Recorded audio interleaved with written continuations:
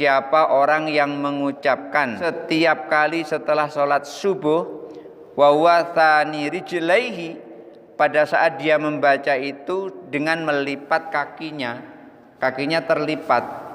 Ya barangkali kita duduk ya kayak duduk tawaruk atau duduk bersila lah begitu, terlipat kakinya.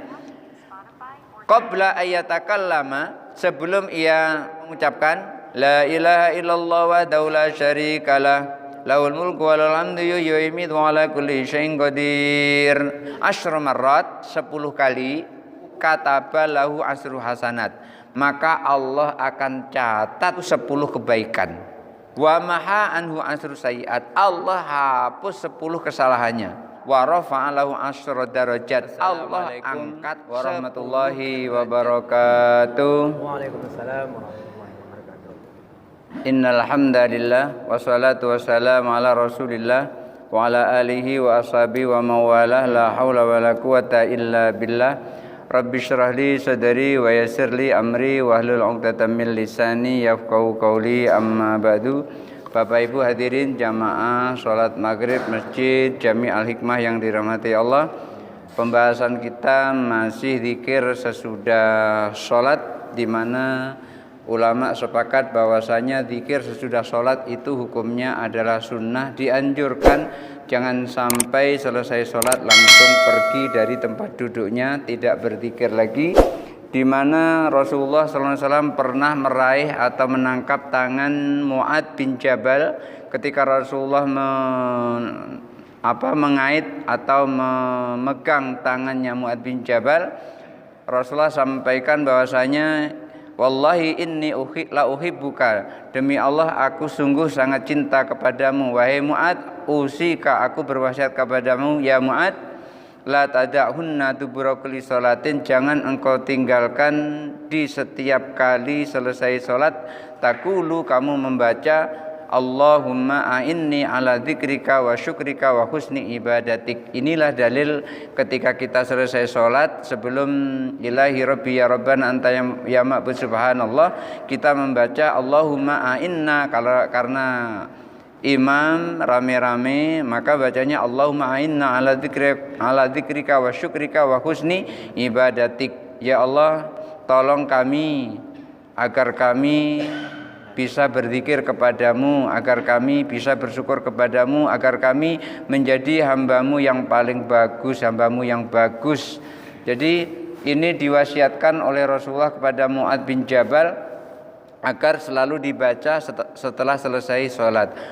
Wa an Uqbah bin Amir, dan riwayat dari Uqbah bin Amir radhiyallahu anhu, semoga Allah meridhoinya, qala, ia berkata, amaroni Rasulullah sallallahu alaihi wasallam, Rasulullah pernah memerintahkan kepadaku atau Rasulullah pernah menyuruh kepadaku an aqra'a bil ma'udzataini, agar aku membaca ma'udzatain. Ma'udzatain itu adalah kul a'udzu birabbil falaq min syarri ma khalaq wa min syarri ghasikin idza waqab wa min syarri nafatsati fil 'uqad wa min syarri hasidin idza hasad, dan satu lagi kul a'udzu birabbin nas malikin nas ilahin nas min syarril waswasil khannas alladzi yuwaswisu fi sudurin nas minal jinnati wan nas. Itu namanya ma'udzatain. Rasulullah perintahkan kepadaku, kata Uqbah bin Amir, agar aku membaca ma'udzatain dubura kulli sholatin, setelah selesai sholat, setiap kali selesai sholat.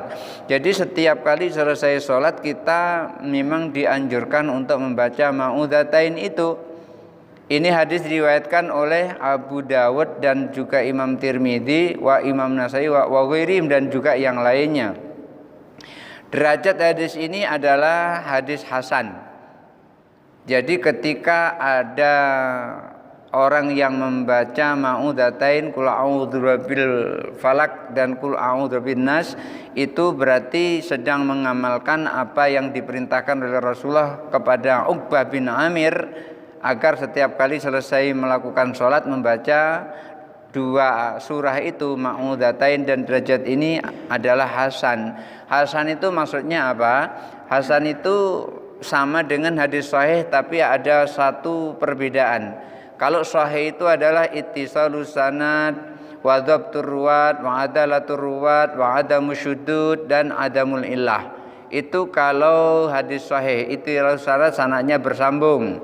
Dhabtur ruwat, perawinya kuat sekali ingatannya. Adalatur ruwat, perawinya adil, tidak ngambil hadis untuk kepentingan tertentu. Kemudian adamus syudud, tidak berselisih dengan hadis yang lebih terpercaya sanadnya. Kemudian yang kelima, adamul illah, tidak ada cacat hadis itu. Hadis hasan juga begitu, sama, ittisalus sanad, dhabtur ruwat, adalatul ruwat, adamus syudud, adamul illah. Cuman bedanya adalah pada dhabtur ruwat. Kalau hadis sahih itu dhabtur ruwat, kalau hadis hasan itu qasiru dhabtur ruwat. Artinya dhabitnya itu agak kurang. Kekuatan ingatannya itu tidak sekuat ketika seorang perawi itu meriwayatkan hadis yang sahih. Jadi karena ada orang yang perawinya itu ingatannya tidak terlalu kuat, ada kendor ingatannya. Jadi ingatannya itu kendor tuh gini maksudnya. Ketika dia telah menyatakan bahwasanya hadis ini adalah hadis sahih, maka diletakkan dimanapun hadis itu tetap sahih. Diletakkan di kitab ini hadisnya tetap sahih, diletakkan di ini hadisnya tetap sahih. Ketika ada seseorang yang mentaskhih hadis, mentakhrij hadis, ini sahih di kitab ini, tapi di kitab yang lain dia katakan dhaif. Yang di situ artinya dia tidak dhabtur ruwat, atau bahkan sama sekali dia tidak hafal hadis itu. Yang disebut dhabtur ruwat itu artinya kuat ingatannya itu adalah kuat ingatannya yang ada di dalam pikiran dan hatinya, dan yang kedua kuat ingatannya di dalam tulisannya. Jadi tulisannya dia itu ingat seingat-ingatnya, kemudian yang di pikiran dan di hatinya, di dadanya itu juga ingat kedua-duanya. Sementara itu kalau hadis hasan, dhabtur ruwatnya itu kurang, tetapi derajatnya adalah hasan, masih di bawah hadis sahih. Kalau ada hadis yang sahih kemudian ada hadis hasan isinya sama, maka yang dipilih adalah hadis yang sahih. Tetapi hadis hasan itu bisa diamalkan. Dhaif saja itu ulama sepakat bahwasanya boleh diamalkan, tapi tidak boleh dijadikan sandaran hukum, tapi boleh diamalkan. Wa fi riwayat Abi Daud, dan di dalam riwayat Abi Daud bil ma'udzat tentang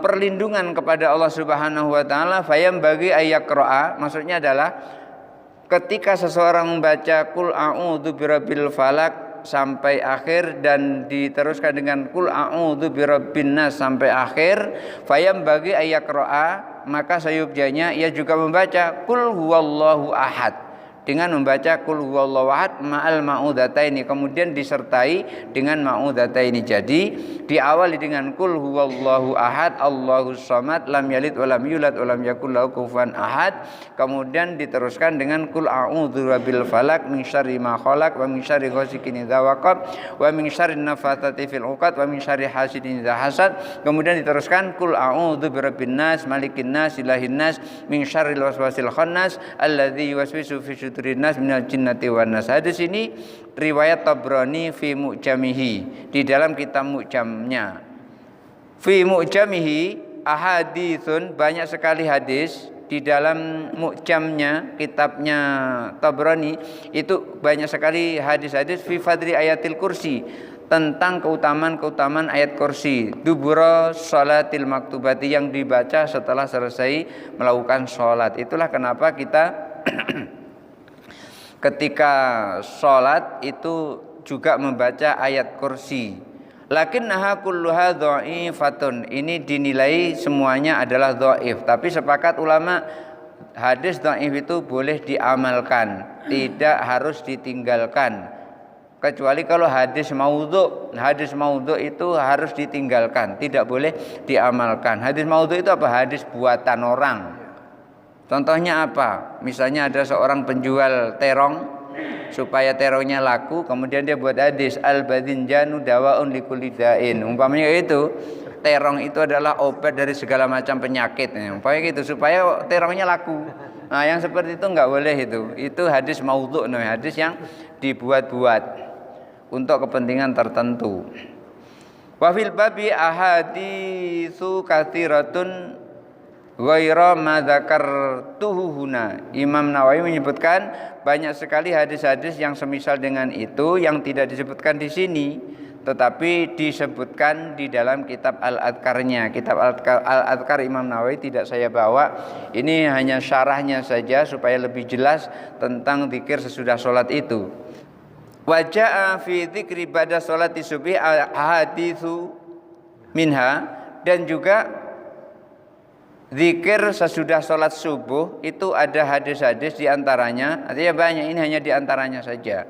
Artinya begini, ketika Rasulullah SAW menyuruh kita zikir sesudah sholat, itu adalah yang penting zikir.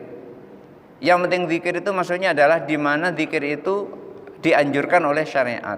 Satu contoh, di dalam tafsir Al-Baghawi dan juga di dalam tafsir As-Sawi disebutkan bahwasanya kalau ada orang yang hafal dengan ayat syahidallahu annahu la ilaha illa huwa wal malaikatu wa ulul ilmi qa'iman bil qisti la ilaha illa huwal azizul hakim. Kalau apal ayat itu, maka dalam riwayat itu disebutkan dakhalal jannata qabla an sabaqahul azab. Orang itu akan masuk surga sebelum didahului siksa. Apa ada orang masuk surga didahului siksa? Ada, dibakar dulu dosanya kan? Itu artinya disiksa dulu. Kenapa? Karena nanti setiap kita itu akan lewat di atas neraka jahanam. Karena jembatan tuh di situ. Inna fi jasri jahannam sab'u qanatir, di atas neraka jahanam ada 7 jembatan. Fi kulli qantaratain sab'una aman, setiap satu jembatan ke jembatan berikutnya itu ditempuh dalam waktu 70 tahun. Kalau ada 7 berarti 7 kali 70 490 tahun. Itu lamanya berada di atas neraka jahanam itu. Akan tetapi apakah semua orang selama 490 tahun? Tidak. Karena di situ ada 7 golongan yang selamat, 7 golongan yang selamat, yang aman. Yang pertama adalah golongan yang melewati jembatan itu katorfil ain, seperti kerdipan mata. Begitu berkedip udah langsung sampai ke sana. Itu adalah para anbiya, kemudian para aulia, orang-orang yang dekat kepada Allah Subhanahu wa taala. Kemudian yang kedua itu kabar kilamik, itu agak lambat sedikit, itu seperti kilat. Kilat menyambar, kayak tadi itu ada kilat tuh. Jadi kilat itu tidak secepat kerdipan mata, masih cepat kerdipan mata kita. Kilat itu apa ini, entah berapa detik gitu, itu baru nyampe ke depan pintu surga. Kelompok yang ketiga itu karih seperti angin. Nah, kayak tadi itu angin bertiup tadi itu, seperti angin. Kemudian golongan yang keempat katoiri, seperti burung yang terbang. Dan yang kelima kal khayli, seperti orang yang naik kuda pacuan, itu cepatnya seperti itu. Kemudian yang keenam itu kal musyri'i, seperti orang yang lari cepat. Dan yang ketujuh ini masih aman, kal masyati, seperti orang maraton, seperti orang jalan santai pagi itu. Kalau orang bisa jalan santai artinya jalannya aman. Tetapi kalau jalannya nggak aman, nggak bisa dia santai, itu udah pasti itu. Misalnya jalannya itu cuman ada 5 cm itu, pasti dia nggak bisa itu jalan santai. Itu hati-hati itu. Iya. Kemudian yang celaka itu yang kelompok yang ke-8. Yang ke-8 itu maju mundur nggak jadi maju dia. Akhirnya dibentak oleh malaikat. Murrah, jalan, kata malaikat. Mau nggak mau berjalan dia. Karena di tengok itu jembatannya kecil sekali. Akhirnya jembatan itu dia pegang. Karena kecil dipegang. Terus diletakkan kakinya kepleset ke bawah. Kepleset ke bawah, akhirnya dia letakkan dadanya ini di atas jembatan itu. Lalu kaki yang satu nyengser ke bawah, kaki yang satu ngait ke jembatan itu. Tangannya itu memegang jembatan itu. Lalu berjalan di atas jembatan itu alas sadri, berjalannya itu di atas dadanya, di atas perutnya dia berjalan tuh, di atas dadanya. Jadi barangkali kayak gitu, narik terus maju, narik. Nah, kemudian dikatakan fakullama yamsi, ketika dia berjalan ala batnih, di atas perutnya itu yahuburi hunar. Jadi api neraka dari bawah hembus, push gitu. Sekali hembus tuh ya kayak sate dipanggang gitu. Ya tentu bakar. Itu artinya dia nanti sebetulnya akan selamat, cuman diawali dulu dengan azab, diawali dengan siksa. Itulah kenapa ulama pinter supaya menyelamatkan kita semua ini, karena apa? Al ulama warasatul anbiya. Ulama itu adalah pewaris para nabi. Jadi kita sekarang ini ya ngikuti ulama, nggak bisa ngikuti nabi langsung karena nabi sudah nggak ada. Yang ada ulama. Karena yang ada ulama ya kita ngikuti ulama, dan ulama ya udah pasti ngikuti para nabi. Itu nggak mungkin ulama tinggalkan Al-Quran, ulama tinggalkan hadis, itu nggak mungkin. Itu bukan ulama namanya. Yang namanya ulama pasti ngikuti Al-Quran, pasti ngikuti hadis. Jadi kita ngikuti ulama ya sama dengan ngikuti Al-Quran, ngikuti hadis. Dan yang tadi, kelompok yang ke-8 tadi yang mau nyebrang nggak jadi tadi, akhirnya dia hampir putus asa setelah 490 tahun. Itu akhirnya sampai ke ujung juga. Setelah ke ujung dia naik lalu noleh ke belakang. Noleh dia menghadap ke neraka dia. Berbalik menghadap ke neraka. Dihadapkan oleh Allah ke dalam neraka. Lalu dia bilang, la ma'adzunnu wala ahsibu, aku tidak menyangka dan tidak mengira annallaha najauni minki, Allah menyelamatkan aku darimu wahai neraka. Kayaknya marah-marah dia dengan neraka itu. Ya, aku nggak nyangka kalau Allah akan menyelamatkan aku darimu. Tapi pada saat itu walaupun dia selamat, ini diceritakan di dalam kitab Al-Ghunyah li Thalibi Thariqil Haq Azza wa Jalla. Karena ada kaitannya dengan ini, masa sambungkan ke sini. Orang tadi itu melihat penduduk neraka itu awaun ka'awail kalbi, dikatakan seperti itu. Itu melolong seperti lolongan anjing, sehingga kupingnya sakit karena banyak sekali orang yang melolong di situ. Apa yang terjadi? Akhirnya orang tadi berdoa kepada Allah, ya Allah berilah aku tabir antara aku dengan neraka itu. Akhirnya dia berdoa seperti itu, la as'alu illa hadza, aku tidak minta kecuali ini. Kemudian Allah utus malaikat, berikanlah tabir di situ. Akhirnya dia ada dinding antara dia dengan neraka, nggak bisa melihat lagi kepada neraka, tapi suaranya masih kedengaran. Lalu dia berdoa lagi, ya Allah palingkan aku dari neraka ini. Sudah itu dia berdoa lagi, la as'alu syai'an illa hadza, aku tidak minta apa-apa kecuali ini. Malaikat datang, kemudian memalingkan dia, dipalingkan ke arah pintu surga. Begitu melihat pintu surga kok indah, akhirnya dia berdoa lagi, Allahumma qarribni ila babil jannati, ya Allah dekatkan aku kepada pintu surga. La as'alu illa hadza, aku tidak akan minta apa-apa kecuali ini. Malaikat gerem ini. Minta terus ya. Iya. Katanya nggak minta apa-apa kecuali ini, tapi minta terus gitu. Tapi geramnya malaikat ini kepada orang tadi membuat Allah jadi tertawa, membuat Allah jadi senang. Jadi Allah itu senang ketika kita merengek-rengek gitu artinya. Maka ketika kita berdoa di tengah malam mohon ampun kepada Allah merengek-rengek itu, Allah senang itu. Kalau doa kita belum diijabah itu, belum sampai ke kita doa itu, belum diijabah, itu Allah masih pengen mendengarkan doa kita itu. Masih senang melihat rengek-rengekan kita itu. Ya barangkali ketika anak kita merengek-rengek minta ini minta itu kepada kita lah, kita senang gitu. Dan tidak kita kasih, akhirnya dia minta lagi, kita kasih, minta lagi, begitu seterusnya. Maka malaikat tadi nggak jadi marah kepada orang tadi, nggak jadi dia marah kepada orang yang terseok-seok masuk ke dalam surga tadi. Akhirnya diijabah oleh Allah, dimasukkan ke depan pintu surga. Begitu masuk ke depan pintu surga, loh kok indah di dalamnya. Berdoa lagi dia. Allahumma adkhilnil jannata, ya Allah masukkan aku ke dalam surga. Udah sampai ke ujung, akhirnya masuk orang itu ke dalam surganya Allah Subhanahu wa taala. Nah, inilah pintarnya ulama yang kita ikuti, bahwasanya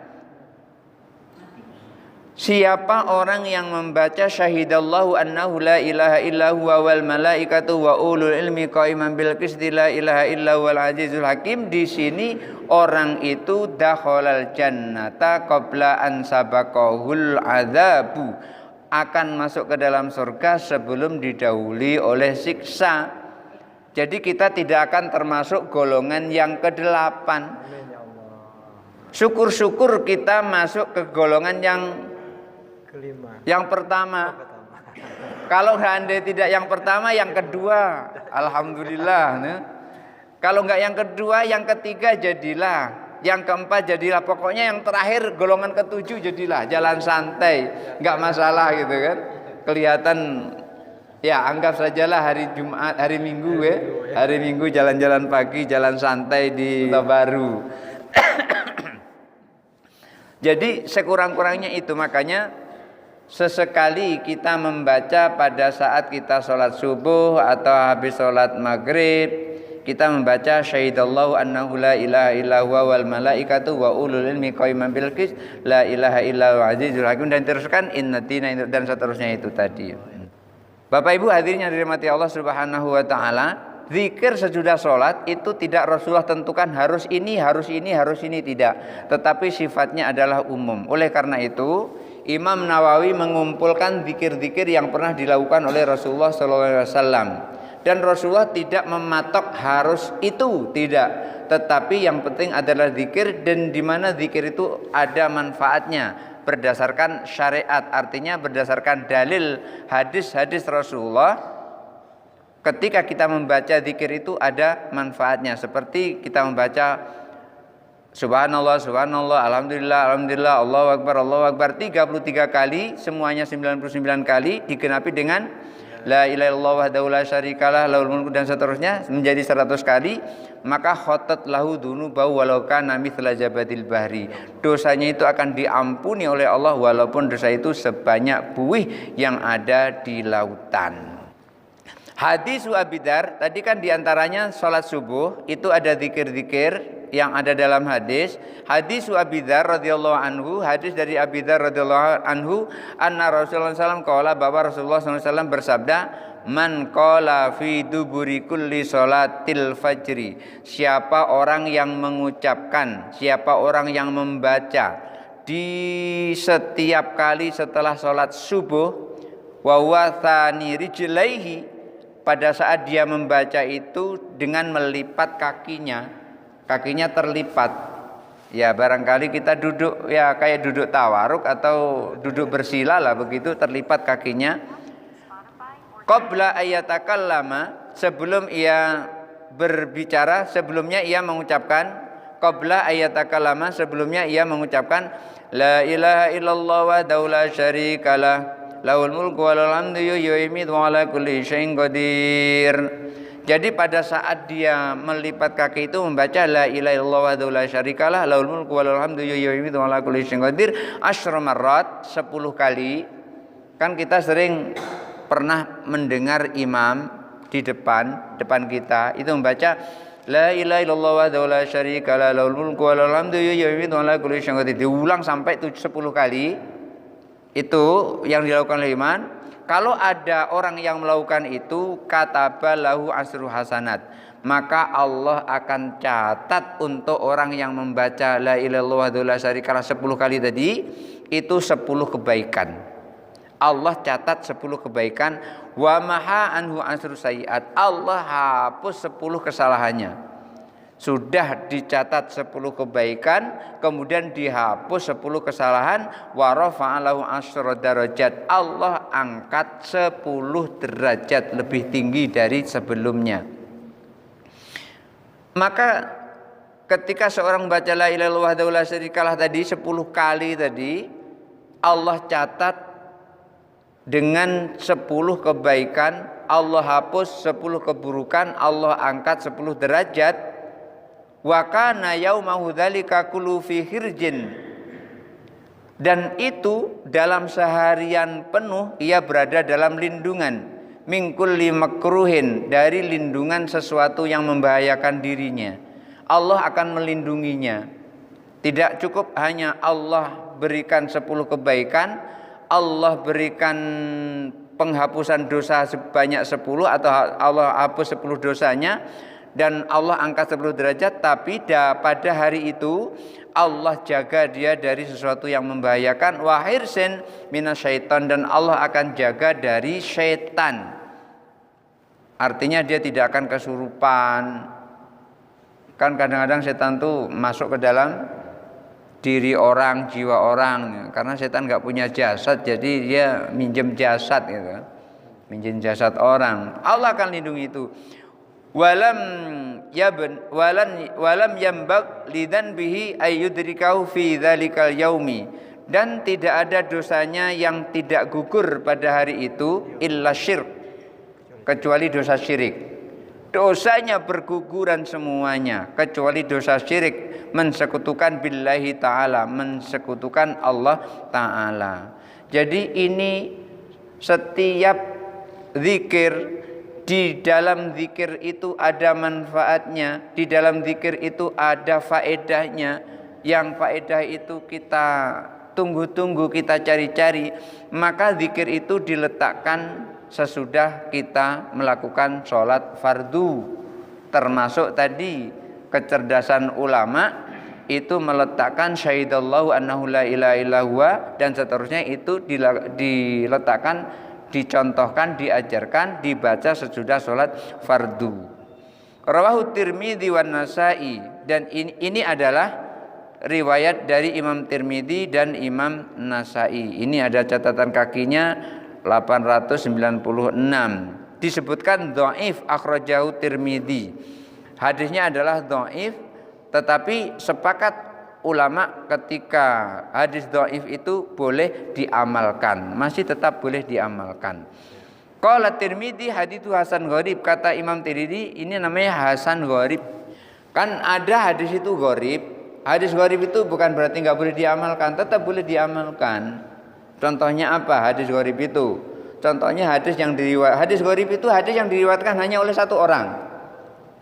Tapi satu orang ini bukan sembarangan orang. Orangnya adalah orang yang sangat sikoh, orang yang sangat terpercaya. Contohnya apa?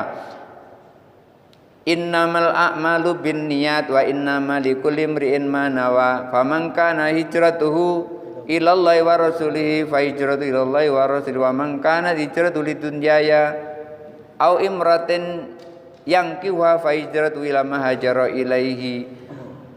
Ini hadis adalah hadis gharib, hadis ahad, dan ini adalah hadis gharib, diriwayatkan oleh Umar bin Khattab.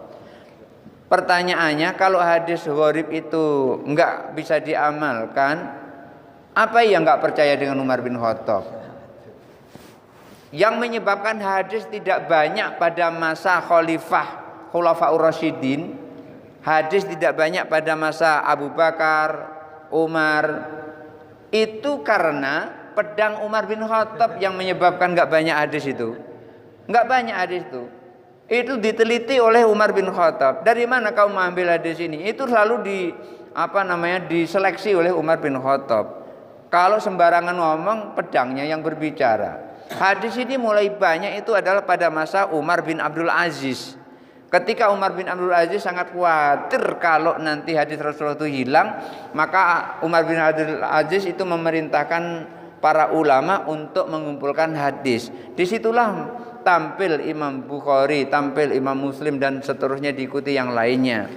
Semenjak itu baru bermunculan hadis-hadis itu. Sementara Imam Syafi'i itu hafalnya enggak tanggung-tanggung, 900.000 hadis hafal Imam Syafi'i itu. Imam Syafi'i itu kalau membaca sebuah hadis itu kayak kita merekam. Jadi nanti di play lagi itu bunyi seperti awal tadi itu. Masya Allah, itulah sikohnya atau dobitnya Imam Syafi'i. Ketika Imam Syafi'i mau belajar kepada Imam Malik, lalu Imam Malik nyampaikan, sebelum kamu belajar kepadaku, hafalkan dulu kitab Al-Muwatta. Kitab Al-Muwatta itu ada 4.000 hadis di dalamnya, itu kitab Al-Muwatta.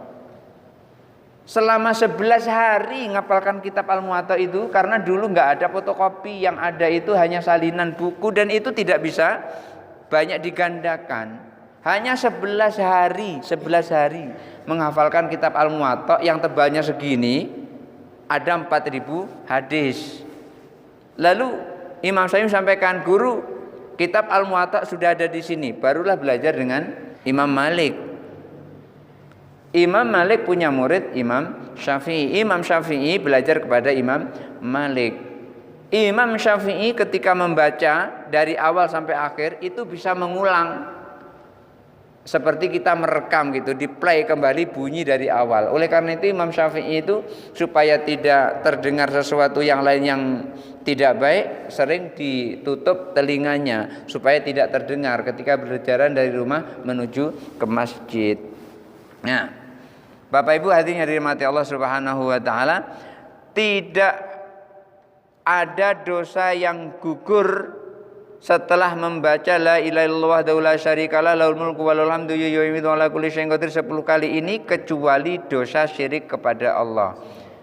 Dosa semuanya akan gugur. Itulah pentingnya kita zikir sesudah sholat. Zikir sesudah sholat itu akan mengantisipasi kita kalau di dalam sholat kita itu tidak jujur. Ada yang jamin kita sholat itu jujur 100%. Jujur tuh gini, jasad kita sholat, hati kita juga sholat. Itu namanya jujur sholat itu. Banyak kita ini sholat badan kita, tapi tiba-tiba hatinya lari. Oh iya, motorku tadi udah dikunci belum ya? Ragu kepada motornya. Pas di rumah ada masalah, kuncinya hilang di mana? Pas lagi sholat diingatkan oleh setan. Oh iya, di atas lemari. Baru ingat. Itu artinya sholatnya nggak jujur. Lagi sholat kok ingat yang lain, mestinya ingat Allah. Oleh karena itu orang yang sholat itu seyogianya membawa 4. Pertama, hudurul qalbi, hatinya hadir. Kedua, syuhudul akli, akalnya sadar, supaya rakaatnya nggak berlebih dan kurang. Itu karena kadang-kadang nggak sadar, itu rakaat kadang-kadang lebih, rakaat kadang-kadang kurang. Itu karena tidak syuhudul akli. Yang ketiga, khudu'ul arkan, ngikuti rukun-rukunnya. Jangan tidak ngikuti rukunnya. Apa rukunnya? Diawali dengan niat, ya niat. Takbiratul ihram, ya takbiratul ihram, terus diikuti. Kemudian yang keempat, khusyu'ul jawarih, anggota tubuhnya khusyuk. Tidak sholat itu kayak gini bergerak-gerak kayak gini enggak karu-karuan. Itu tidak khusyu'ul jawarih namanya. Maka orang sholat itu 4 ini harus dihadirkan. Barangkali sampai itu saja dulu. Selanjutnya adalah pertanyaan. Baik, yang pertama, pada saat imam selesai baca surah Al-A'la, apakah boleh imam menjawab dengan bacaan alaihissalam? Jadi di situ kan fi suhufi Ibrahim wa Musa alaihissalam gitu ya. Boleh enggak yang seperti itu? Ketika ada orang yang membaca seperti itu artinya sama dengan bicara di dalam sholat. Tidak hanya itu, karena ini tidak dianjurkan, kecuali kalau dia berdoa untuk dirinya sendiri. Niatnya adalah berdoa dan itu tidak usah diucapkan. Tapi kalau niatnya adalah menjawab dari bacaan alaihissalam, menjawab dari bacaan fi suhufi Ibrahim wa Musa alaihi salam, menjawab dari kata-kata fi suhufi Ibrahim wa Musa itu tadi, maka batal salat kita. Tapi kalau ketika kita membaca alaihi salam cuman di dalam diri kita, niatnya adalah kita berdoa kepada keduanya, ya Allah, mudah-mudahan keselamatan Engkau limpahkan, kesejahteraan Engkau limpahkan kepada keduanya. Berdoa enggak apa-apa kalau berdoa, tapi kalau niatnya menjawab, kata-kata ini kan menjawab dengan bacaan alaihissalam, maka kalau menjawab hukumnya enggak boleh, batal salatnya. Seperti yang kejadian Muawiyah salat di belakang Nabi, sebelahnya bersin anjing, alhamdulillah. Sebelahnya jawab yarhamukallah, yang bersin jawab yahdibukumullah. Kalau niatnya itu adalah menjawab seperti itu jelas-jelas menjawab itu. Ketika niatnya menjawab seperti itu, maka batal sholatnya. Tetapi karena tidak tahu, maka tidak batal sholatnya. Yang membatalkan sholat itu karena tahu dilaksanakan. Makanya ketika Nabi melihat kelakuan Muawiyah menjawab bersin, dijawab lagi saut-sautan seperti itu, tidak menyuruh sholat lagi padahal waktunya masih ada.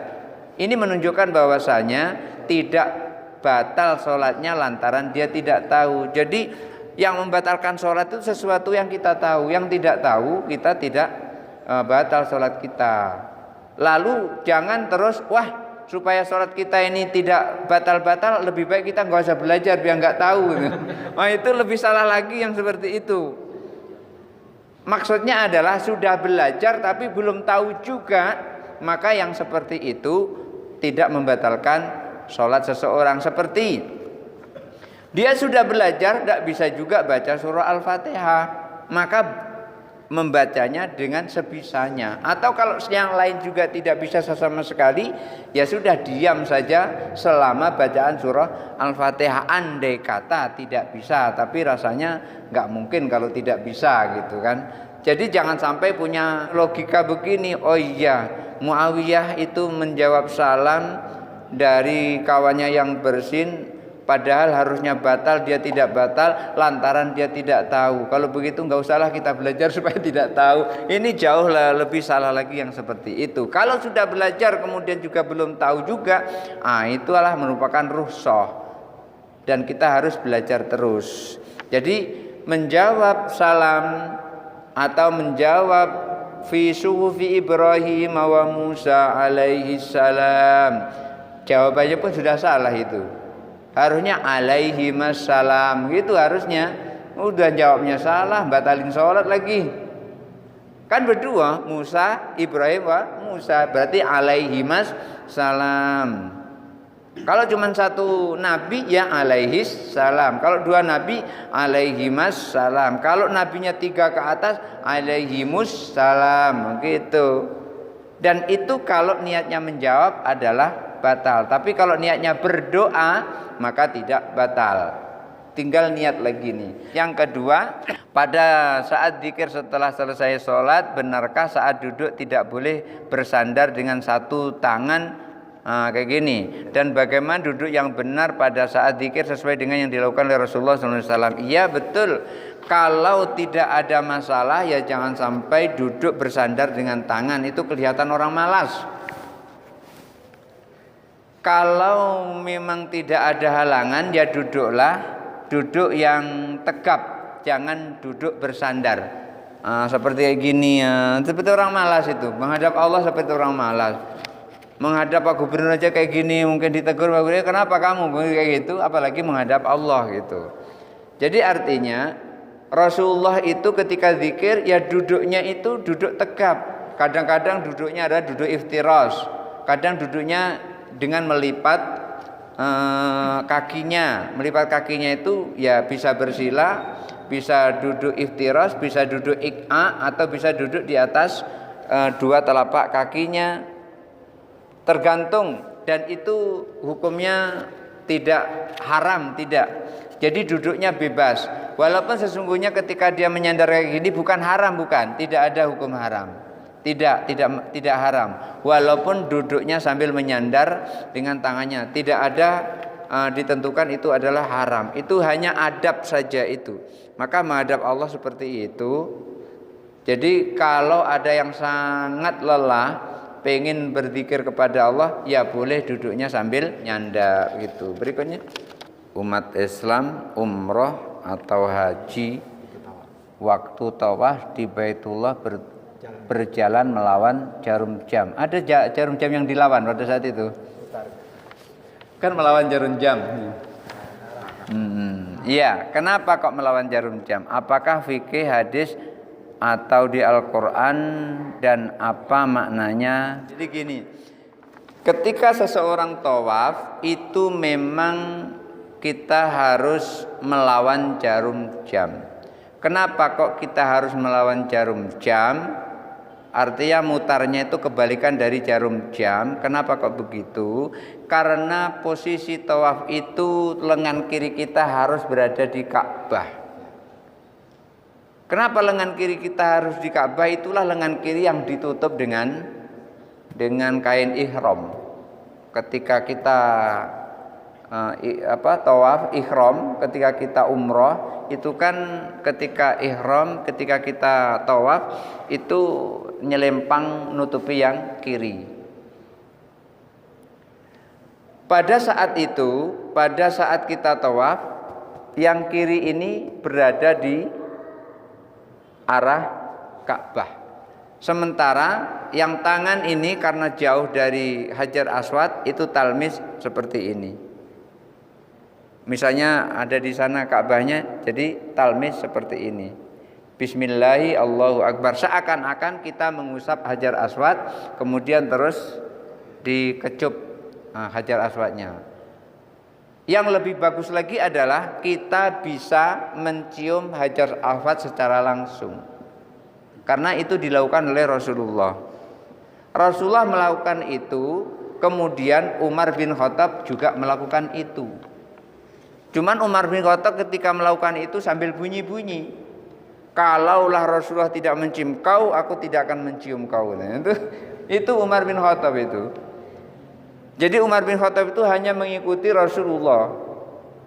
Kalaulah bukan karena Rasulullah mencium kau, aku tidak akan mencium kau itu.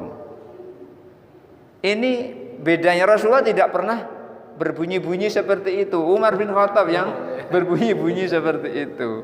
Jadi mencium Hajar Aswad itu ditunjukkan kepada Hajar Aswad bahwasanya karena Rasulullah pernah mencium dia, maka Umar bin Khattab pun juga mencium dia seperti yang dilakukan oleh Rasulullah Shallallahu Alaihi Wasallam.